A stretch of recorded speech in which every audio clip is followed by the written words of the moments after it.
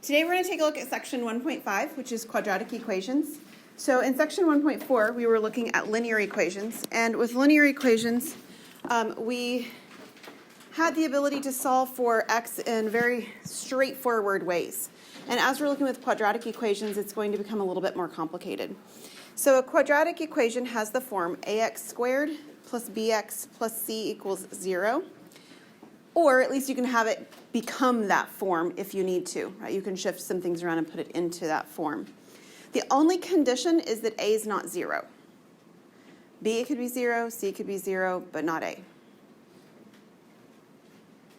So one way to solve quadratic equations is to factor, which we did back in chapter P. We talked about factoring, not for solving purposes, but for factoring purposes.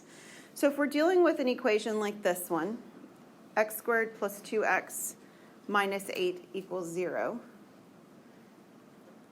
We have three terms, and we can factor in a variety of ways. This one's pretty straightforward enough that you probably could do trial and error without too much trouble, because the term in front of x is a term of 1, so you've got x and x here.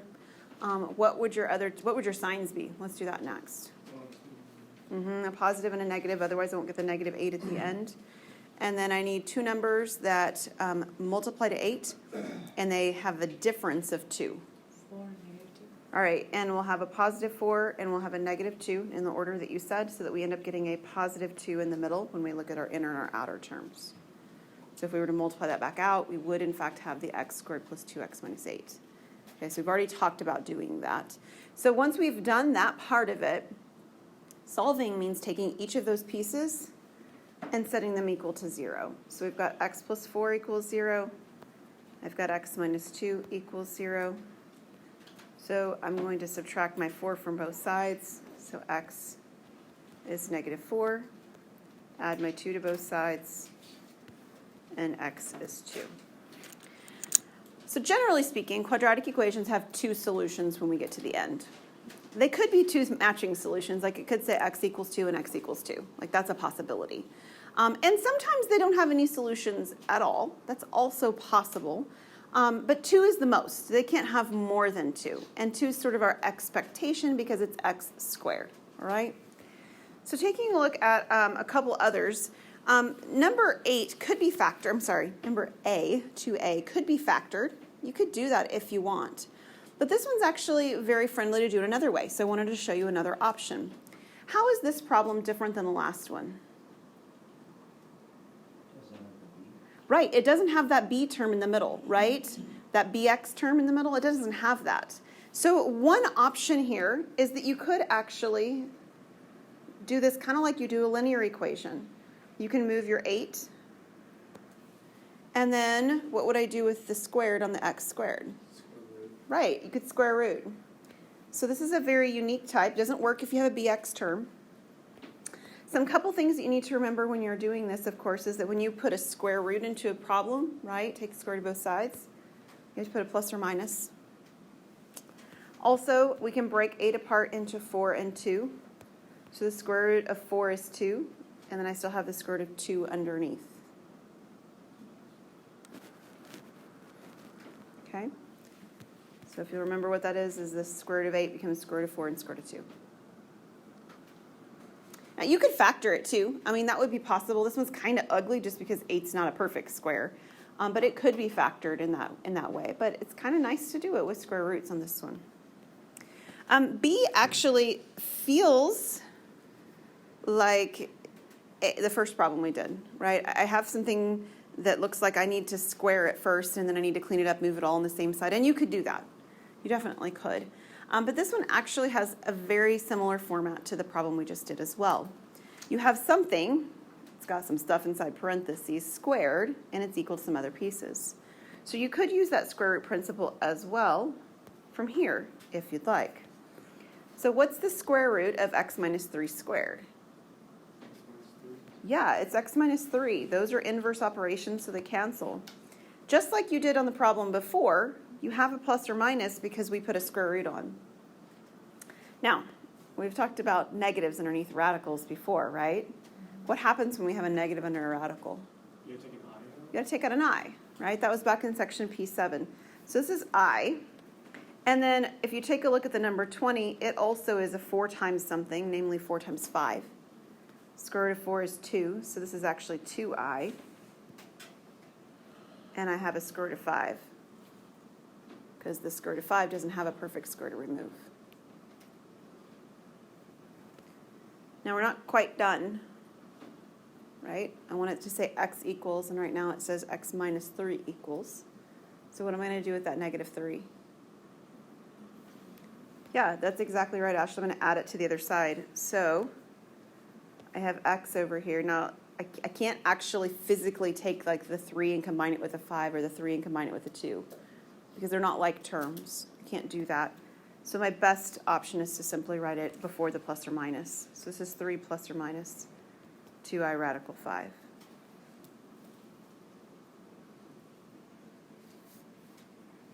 So that's the square root principle.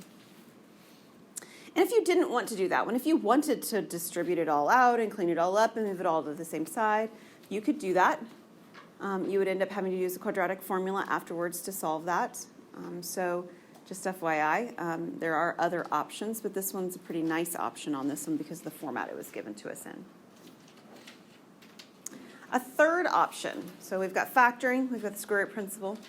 The third option is completing the square. Now, we did completing the square last time in section 1.3. We ended with it. We talked about using completing the square to put a circle in standard form. Do you remember doing that?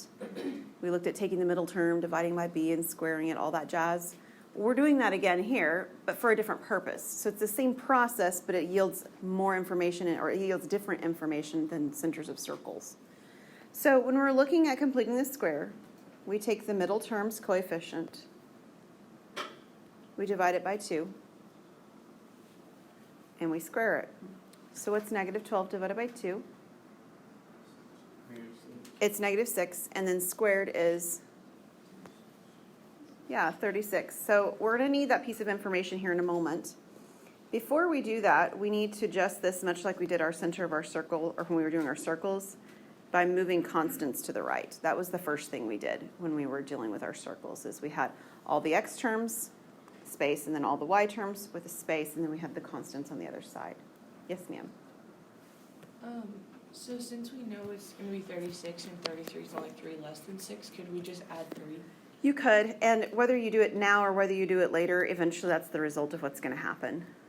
So we're going to put the 36 on both sides. Mm-hmm. But if you happen to see that and you want to do it that way, that's fine. That's no problem. So we're putting in the 36 because we know that 36 makes this the perfect square we want. That's why we're doing it. Okay, perfect squares. So just like Maggie noticed over here, this is going to become a 3 because 33 is exactly 3 away from the 36 I really wanted it to be anyway. And then on the left-hand side, the whole reason we did it was to put it in that nice squared form that we saw happen with our circles. So if you remember, the way this works is that this first term goes right here, so it's an m. The last term is the square root of that, right? Just like the square root of m squared is m, the square root of 36 is 6. And then the sign is the one in the middle, right? Whatever's in the middle. So, and if you're concerned, right, you can multiply back out and you can check to make sure it works. That's totally fine. But this is the right form. It is m minus 6 squared equals 3. So take a look now as we're thinking about that in this previous problem. Does it look a lot like B? It does. It looks a lot like B. So completing the square is actually utilizing that square root principle by getting it into this perfect squared form.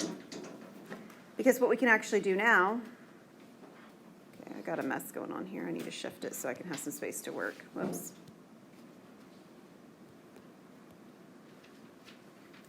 Is that I can take the square root of both sides, just like I did in the previous problem. Square root of the square is going to be m minus 6. And then over here, I don't have a negative, so I don't have to worry about i's on this problem. But I took the square root, so I put the plus or minus on. So I do have plus or minus the square root of 3. And what would my last step be? Add the 6. Yeah, to add the 6. And just like on the previous problem, I can't combine the 6 and the 3. They're not like terms. One of them's with a radical, the other one's not. So the only, or not the only, but one of the best ways of writing it is to simply write it in front of that plus or minus. So you've got 6 plus or minus square root of 3. Now, I'd like for you to take a look at the 4 problems we've done so far. I mentioned this on the first problem. Look, there's 2 solutions, x equals -4, x equals 2. Look at number 2a. There's 2 solutions, 2 plus the square root of 2 and 2 minus the square root of 2, right?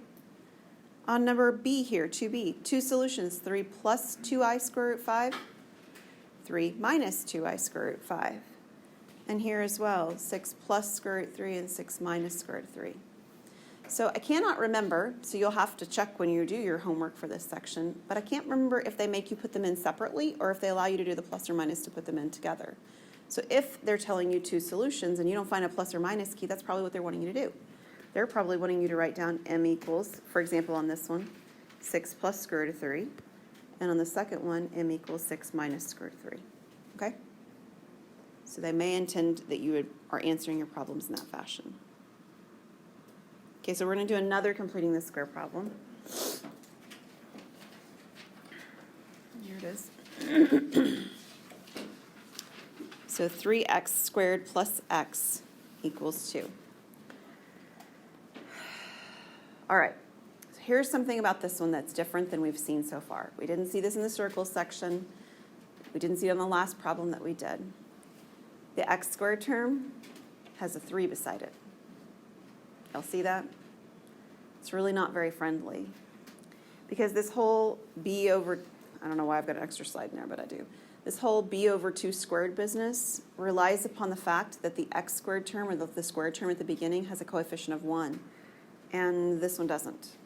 It has a coefficient of 3. So any idea what I might need to do in order to make that have a coefficient of 1 instead? Divide through. Yeah, I'm going to divide by 3 to every single term, which unfortunately introduces some fractions into the problem, which makes it less friendly. But that is the right approach, so we're going to put each of these over 3. Now I have that linear term at the beginning, not linear, but coefficient of 1 term on my x squared, right? Unfortunately, x over 3 is the same thing. I'm going to write it as 1/3 x, and I'm going to leave a space, and I have 2/3 on the right. I know fractions aren't the most beautiful thing to work with, especially because we're about to divide by 2 and square things. But this is what we have to work with here. So, what is 1/3 divided by 2? I'm going to write it this way so I avoid the fractions inside of fractions. What's 1/3 divided by 2? It's 1/6. That's exactly right. So this is 1/6. And what would 1/6 squared be? It just keeps getting worse, doesn't it? It's 1/36. Yeah, it is. And just like with all our other completing the square problems, that means that this location right next to these is going to have 1/36 added to it.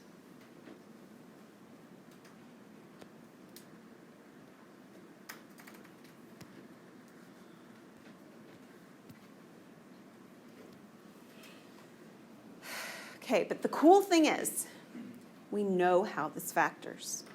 We do. It always factors as the first term, the x squared term's square root, so it's x.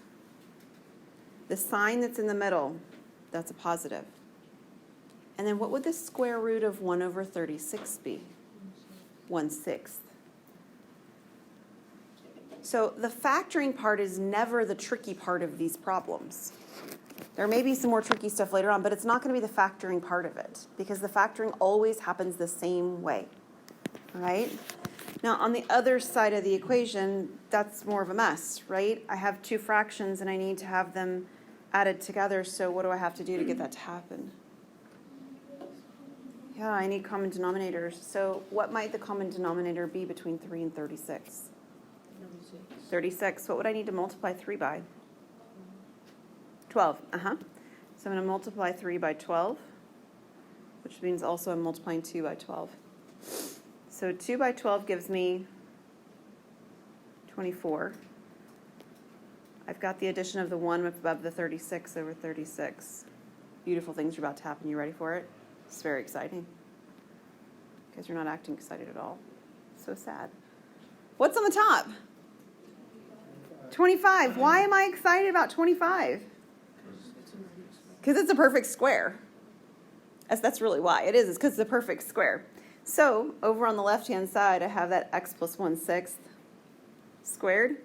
And on the right-hand side, I have the 25 over 36. So I can square root just like I did on the previous problems, giving me the x plus 1/6 on the left. I still have the plus or minus, so be careful. Don't lose the plus or minus just because things are going to be able to be simplified. What's the square root of 25? 5. And what's the square root of 36? 6. So there are no radicals left on this problem. It is a very nice 5/6. I mean, considering where we've come from on this particular problem, that's pretty nice. Agreed? Because these are messy numbers to begin with. The thing that makes this tricky at the end, because I told you it was coming, is that, it's actually kind of nice when you have the plus or the minus and you're done. Because you don't have to simplify anything. You don't actually really have to write the answer two different ways unless, my math lab makes you or something, right? But over here, you don't get to just subtract the 1/6 and just write the 1/6 in front of the 5/6 and leave it, right? You don't get to do that because these terms actually are alike. So I end up with two answers. One of them is 1/6, is it negative? Yeah, negative 1/6 plus 5/6, which has to be simplified. And the other one is negative 1/6 minus 5/6, which also has to be simplified. So I have more simplification at the end because of the fact that it actually simplified for my radical. So let's see if we can figure this out. So what is negative 1/6 plus 5/6? Negative 4/6, yes. And then that reduces to 2/3, correct. So this is one of my solutions. What is negative 1/6 minus 5/6? This one's nicer. Yeah, it's negative 6 over 6, which is negative 1. You're right. So my second answer is negative 1. Okay. Now, let me make one comment for you on this one so that you're aware. This isn't the only way to do this problem.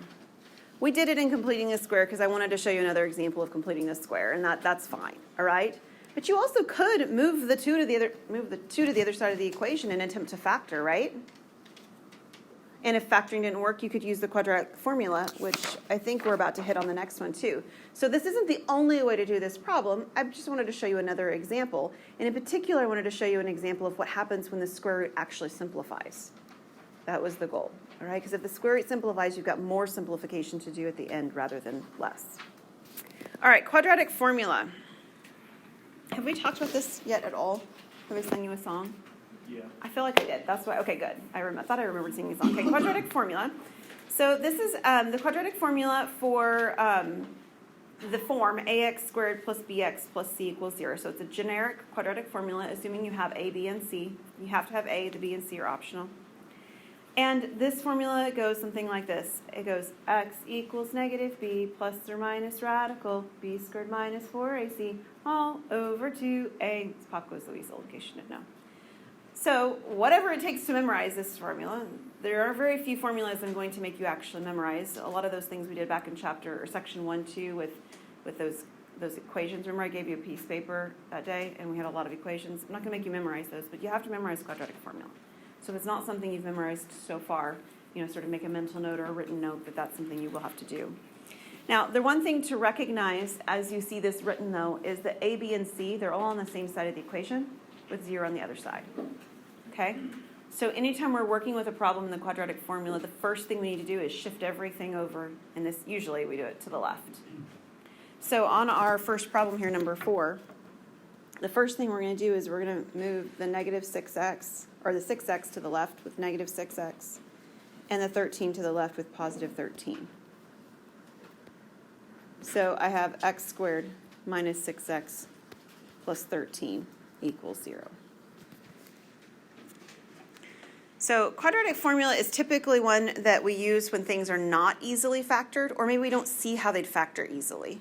But it's not the only case that we could use it for. We can use it for every single problem, and it will work. So let's take a look at what happens when we attempt to use the quadratic formula. If it helps you to identify what is a equal b equal c equal, you can. We'll do that on this first one, and then we won't after that. What is my a value in this problem? It's 1. What is my b value? Negative 6. And c is 13, and it really does matter that you keep the signs straight. Things will get messed up if the signs are messed up. So this says I'm going to do x equals, actually I'm going to move over here so I have more space to keep going. X equals negative b. Okay, so b is already negative 6, so what would negative b equal? Positive 6. So you can either write negative 6, or you can just write down a positive 6 squared. Hang on, not yet. Plus or minus. There we go. And then I've got the square root. Now I have b squared. You can write 6 squared. It won't hurt anything because when I square it, it's going to be positive anyway. But this one is a negative technically, 6 squared. Sorry, minus 4ac. So here's 4. You guys told me a was 1 and c was 13. This is all over 2 times a, which is 1. So this is the first piece of information that we're setting up. And then we're going to clean things up. So I have a 6 here. 6 squared is 36. I have 4 times 1 times 13. What's that? Grab a calculator if you need to. It's negative something, right? What is it? Kira, did you tell me? Yeah, it's negative 52. That's right. Good. And then on the bottom, I just have a 2. So what is 36 minus 52? Negative 16. Negative 16. And we do care that it's negative, right, Ben? What, yeah. Yeah, absolutely. We got to have that negative in there because it's going to change our answer if we forget it. All right. It's always really tempting to say, oh, look, there's even numbers everywhere. I'm just going to reduce them all. And we unfortunately can't because the even number that's on the second piece is underneath a radical. So the only simplification we could do is if the even number was in front of the radical, and right now it isn't. But we can simplify the negative 16. What is the square root of negative 16? Yeah, it's 4i. So now I have 6 plus or minus 4i over 2. And now they are all even and in a way that I can simplify them. So my 6 becomes a 3. My 4 becomes a 2. And the 2 on the bottom simply reduces on out. So I have 3 plus or minus 2i. And again, if you were writing this inside of my math lab and it wanted you to split them, you'd have 3 plus 2i and 3 minus 2i. Any questions on that one? Okay, the value that's actually underneath the radical has a very special name. It's called the discriminant, b squared minus 4ac. b squared minus 4ac actually tells you some really important information about your equation. Now you'll notice as we've been working our way along, we have had 2 answers on everything so far. We have. Some of our 2 answer values have been nice, neat whole numbers. Some of them have been fractions. Some of them have been radicals. And now we've had some of them that also involve irrational, right? Or not irrational, but imaginary numbers, I. So if we're taking a look at that b squared minus 4ac, it actually tells us how many and what type of values we're going to get. If b squared minus 4ac is greater than 0, if it's positive, we will end up getting 2 real solutions. Anytime the discriminant's positive, we get 2 real solutions. We haven't had it happen yet, but if it actually equaled 0, we would get 1 real solution. Okay, so this would be an example of something where, like when you were factoring it, it actually factored down into x plus 2, x plus 2. The factors matched, and so then you don't end up getting but 1 solution. So it's a duplicate solution, but there's 1 real. And then if you end up getting b squared minus 4ac being negative, you don't have any real solutions. There's 0 real solutions, but you get 2 imaginary solutions, and that's the ones that showed up with i's in them. And we had a couple of those show up.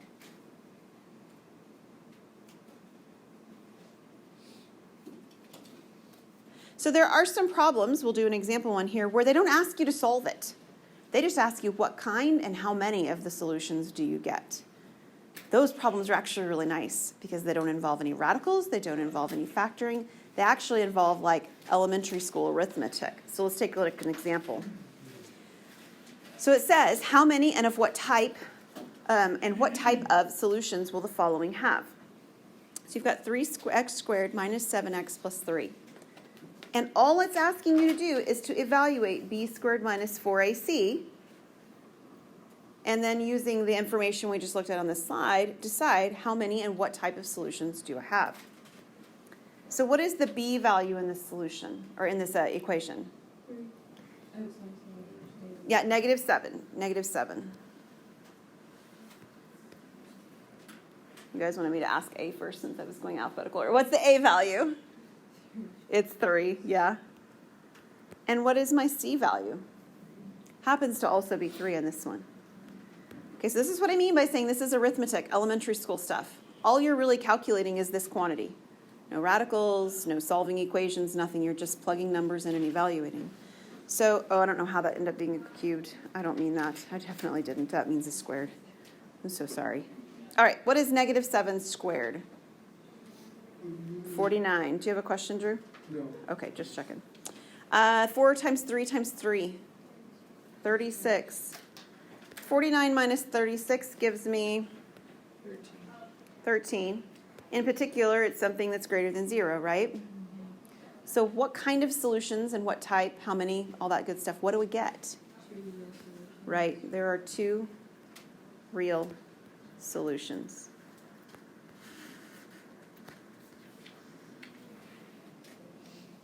Okay? So don't go answering more than you're really asked to find. Be careful about the question that's being asked. They didn't ask you to solve it. They just asked you what kind and what, and how many you're going to have. Any questions on that one? Okay, we're going to barely start, but we are going to start section 1.6. So I'm going to pause this one and move on.